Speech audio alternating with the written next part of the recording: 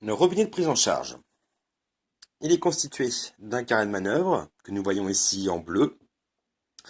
Il permet d'ouvrir ou de fermer le robinet à l'aide d'une rotule obturatrice qui est au milieu. Donc là, elle est en position ouverte.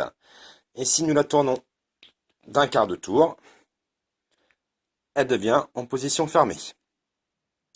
Sur le corps de robinet, nous trouvons deux indications.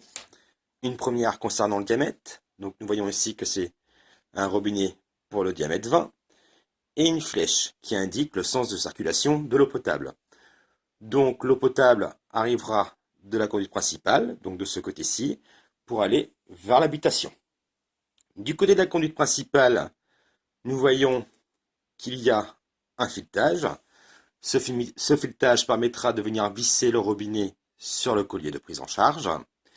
Et de l'autre, des éléments de raccordement PE qui permettront de raccorder votre tuyau en polyéthylène à ce robinet.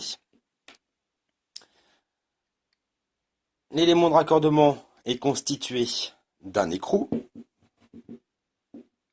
d'un joint torique, afin d'assurer l'étanchéité, une rondelle en laiton.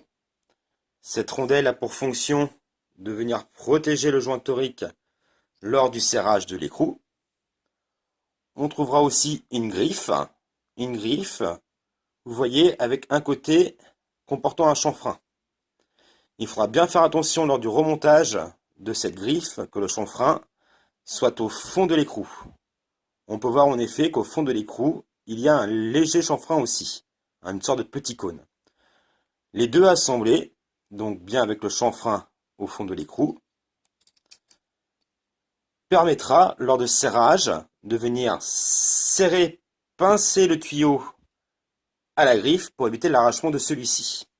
Donc la griffe avec le chanfrein dans le fond, ensuite la rondelle de protection du joint, et enfin le joint torique en question.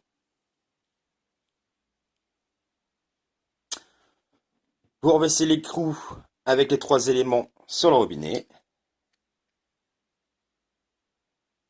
et le robinet est complet et prêt à l'emploi.